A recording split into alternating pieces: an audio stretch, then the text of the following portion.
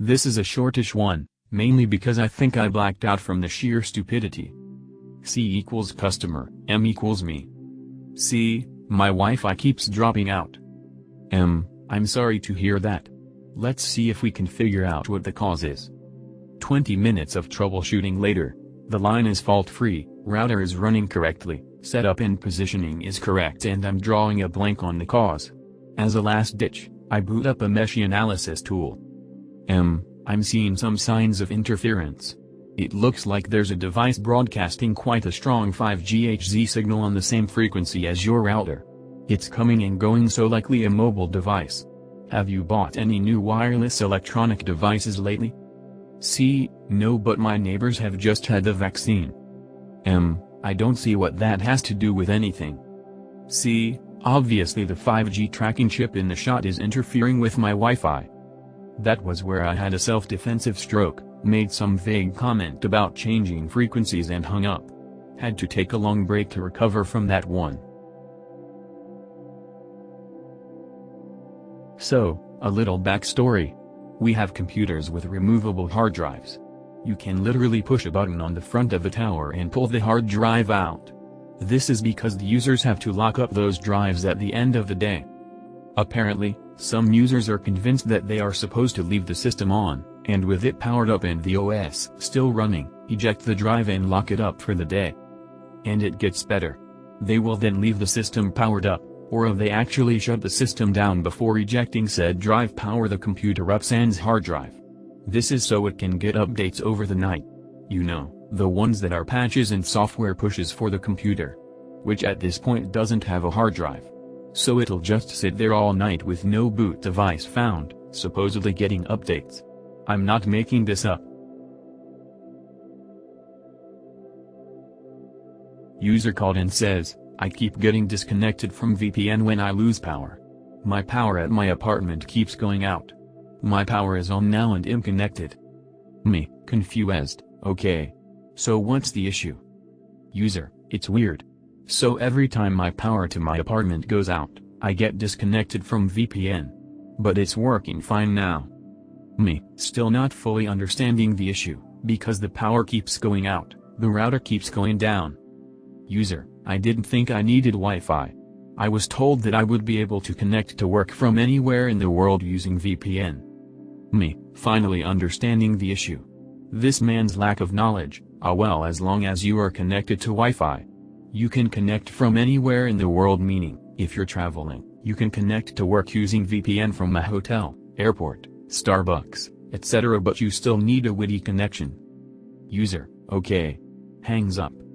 I thought being connected to a network was just common sense at this point, especially for work, using applications, websites users familiar with by now.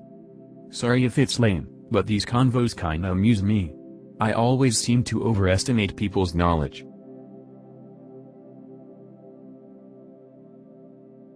Wow, kind of surprised at the comments. Since there's interest in the final candidate, here is the story. This candidate, Hereafter X, was the actual reason I had checked with HR on whether I needed to interview all internal applications.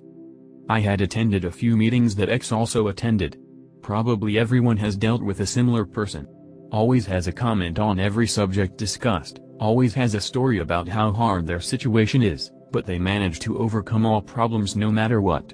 Conversation is filled with techno-speak that often does not make sense, and you know they are blowing smoke, but you don't have the time or energy to call them on it. You just want to be out of the blasted meeting so you can do your job. Anyway, I see X has applied for the position. I check with HR, they say I should interview all the internal applicants. Sigh, okay. I happen to know someone I trust that works close to X, not in X's actual group, but knew X fairly well. I call this trusted person and carefully say that I'm not going to ask their opinion. They don't have to say anything, but I will just plainly state that X has applied for a position in my group. There's a moment of silence, followed by peals of laughter, that go on for about a minute. So, I have my answer as to what trusted person's opinion of X is. When trusted person finally calms down, they carefully state they don't want to comment on whether X would be a good hire or not. But they do say that I think it would be a great thing for my group if you were to hire X. Enough said. But, We have to interview X.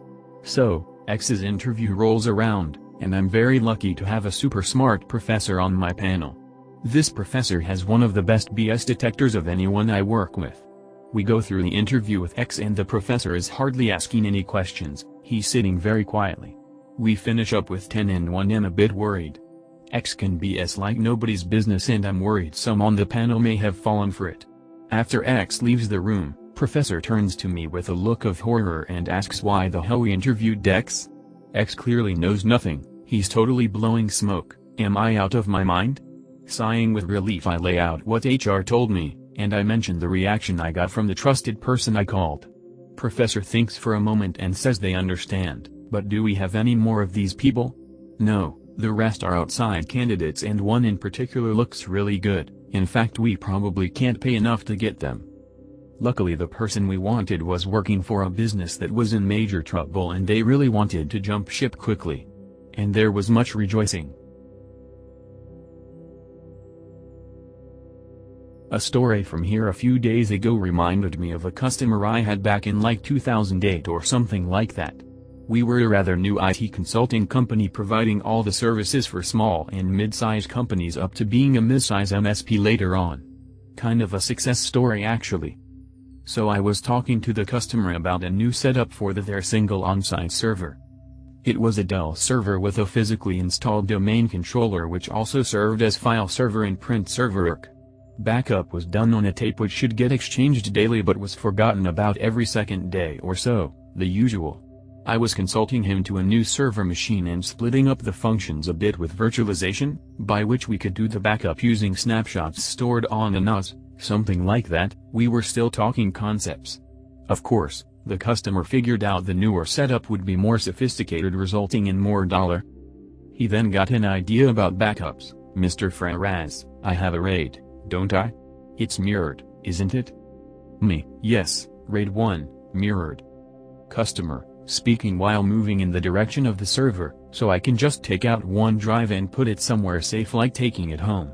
Note, server was just behind the next door, small companies. While I was still thinking of a reply, I heard a beep beep beep beep beep beep beep from the server. Customer returned smiling with a hard drive in his hand. I don't know what face I made in that moment but it sure wasn't pleased. I tried pinging the server, nada. Took us an emergency act up into the night to rebuild the RAID properly.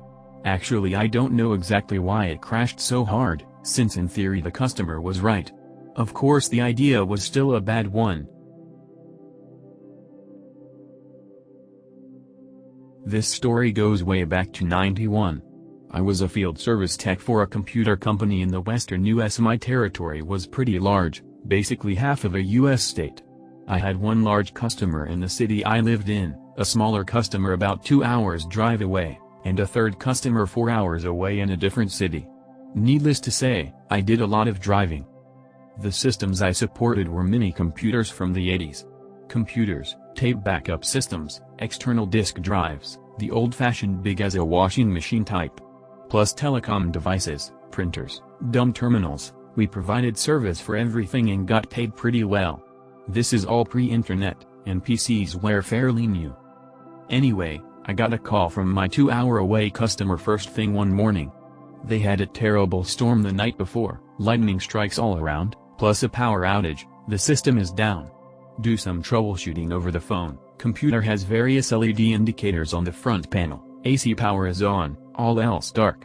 External disks are in standby mode, fans running but media is not spinning. I figure one of the power supplies is fried. I have no spares but jump in my car and head up. Arrive on site, pull out my digital meter and start checking voltages. All the power supplies are in a common chassis so it's easy. And in less than 5 minutes I find one of the 5-volt power supplies is dead. This has no internal fuse and I can see it's getting input voltage. Get on the phone to my parts support. I need one of these power supplies boxed and put on a plane if at all possible. Overnight is second best but please try and get it to me. And, this is a really important part, there are 2 versions of this power supply for different modules of this system. They are not interchangeable, I must have the newer / larger / heavier version. No problem, they'll call me back. I poke around to see I can find any other damage. Explain to the customer that there may be additional things broken, but I can't troubleshoot until I have the power supply replaced. Parts guy calls me back. They don't have one in the office, they sent it to Houston. Guy in Houston will box and put it on a plane to me. I call the guy in Houston, who I've worked with for ages. He's totally reliable and tells me he's on his way to the airport. He'll call me when it's shipped.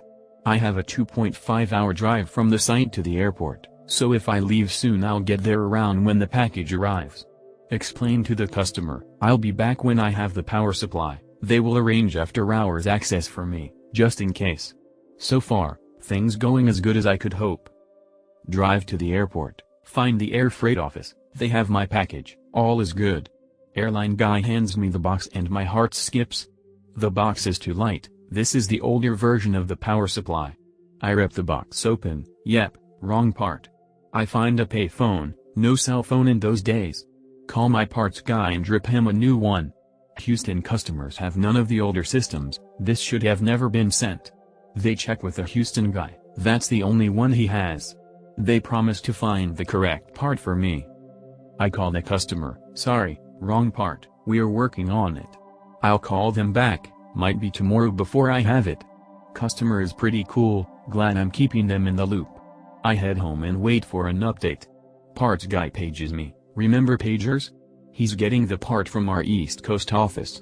They will overnight it to the customer. I agree, since if they overnight it to me I won't get it until after 10 a.m., then I have to drive up. I'll drive up and be waiting for it. Cool. Call the customer, there's a wrinkle. The customer is a government installation, all package deliveries go to the central warehouse, sometimes it takes hours to locate stuff, arg. I call my parts guy back, can they overnight it to me instead?